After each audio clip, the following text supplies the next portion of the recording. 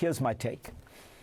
We all sense that the world is entering a more uncertain phase. Alliances feel shakier, trade is fragmenting, and great powers are jostling more openly.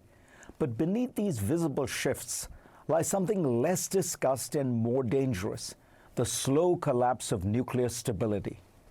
For much of the Cold War, people were terrified that a world with nuclear weapons would inevitably lead to proliferation and that wars would end up nuclear.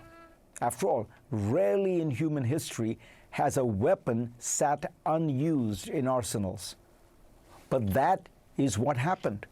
The arsenals remained, but they were bound by treaties, habits, and doctrines about restraint.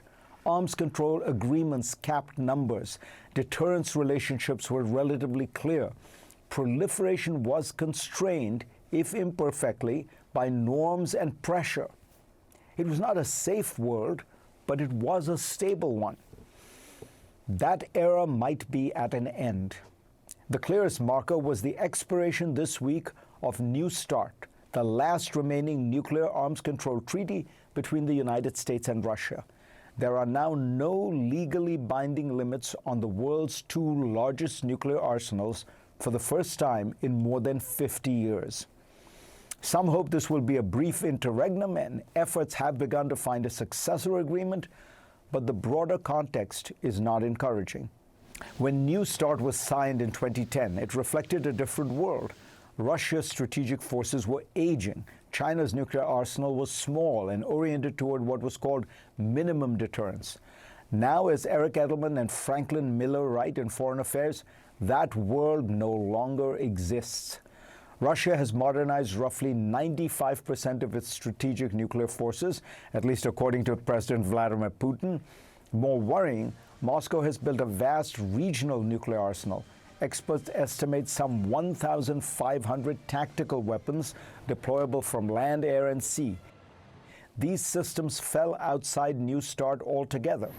During the war in Ukraine, Putin has repeatedly invoked nuclear threats, engaging in a scary game of nuclear blackmail. China's trajectory may be even more consequential. When Xi Jinping came to power in 2012, China possessed roughly 240 nuclear warheads.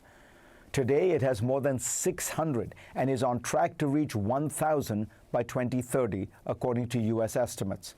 China is fielding a full nuclear triad: land-based missiles, ballistic missile submarines, and air-launched weapons, and moving toward more regular high-alert levels, including the capacity for launch-on warning, launching while an adversary's missiles are still in the air. The Biden administration sought to slow this buildup through dialogue, pressing Beijing to enter nuclear arms discussions. The response was blunt. China would seriously talk only when its arsenal matched more closely that of the U.S. and Russia. As Edelman and Miller note, Beijing views transparency and verification not as confidence-building measures, but as vulnerabilities. Arms control is seen as a constraint to be avoided. The result is a three-sided nuclear competition, far more complex than the bipolar standoff of the Cold War. The Economist captures the shift with a vivid image: what Robert Oppenheimer, the father of the atomic bomb, once called two scorpions in a bottle, has become three. The bottle more crowded, the scorpions less predictable. This matters because deterrence grows more fragile as the system grows more complex. A bipolar nuclear world was dangerous but legible. A tripolar or multipolar one is not. Russia and China are cooperating more closely, exchanging technology, and conducting joint military exercises, sometimes involving nuclear-capable forces. A bipartisan U.S. Strategic Posture Commission warned in 2023 of the risk of opportunistic aggression or even coordinated pressure across multiple theaters. American nuclear forces, designed for a largely bilateral rivalry, weren't meant to deter two peer adversaries simultaneously.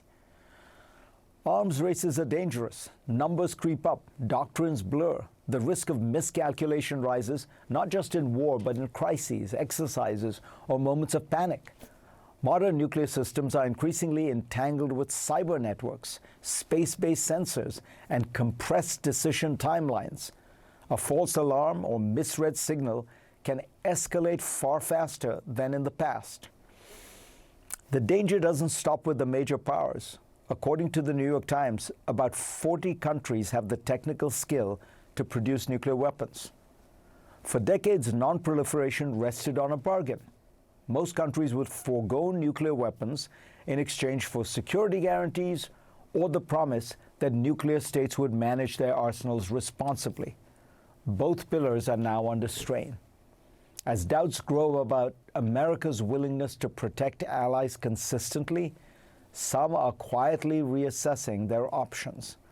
In South Korea, debate about acquiring an independent nuclear deterrent has moved from the margins toward the mainstream. In Japan, once unthinkable discussions are now whispered among strategists. If such moves begin in Northeast Asia, they will not end there. We are drifting from managed deterrence towards competitive rearmament, from limits toward accumulation, from predictability toward improvisation. For decades, we lived under the shadow of the most powerful weapons in history and learned, imperfectly, how not to use them. That achievement is a landmark, but may prove to be fragile and temporary. On Friday, the U.S. and Iran held high-level but indirect talks over the Islamic Republic's nuclear program. The meeting came less than 8 months after American bombers and submarines attacked 3 nuclear sites in Iran, and as American might musters around Iran prepared to strike at the president's behest. Earlier today, Iran's top diplomat pushed back on international pressure by saying that Tehran reserves the right to enrich uranium. The issue has been a major sticking point between Iran and the U.S. Let's bring in today's panel to discuss this. Wendy Sherman was the lead negotiator in the Obama administration when the U.S. and other powers negotiated a nuclear agreement with Iran in 2015.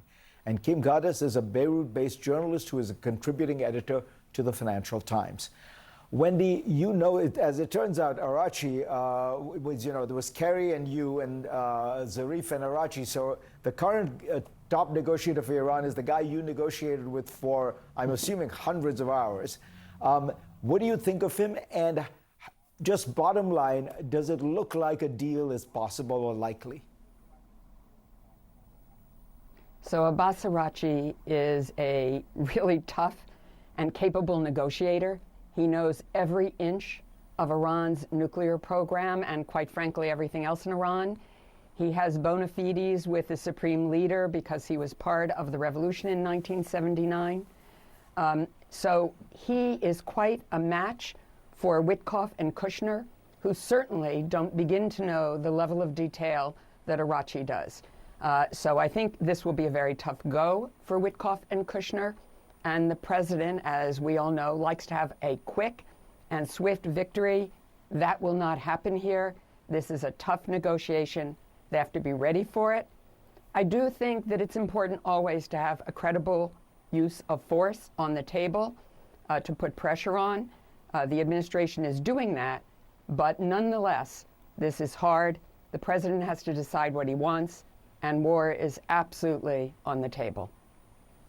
Kim, you say in the Financial Times that it feels like 45 years of lessons of Iran with the U.S. and Iran are being sort of packed into this one negotiation. Explain what you mean.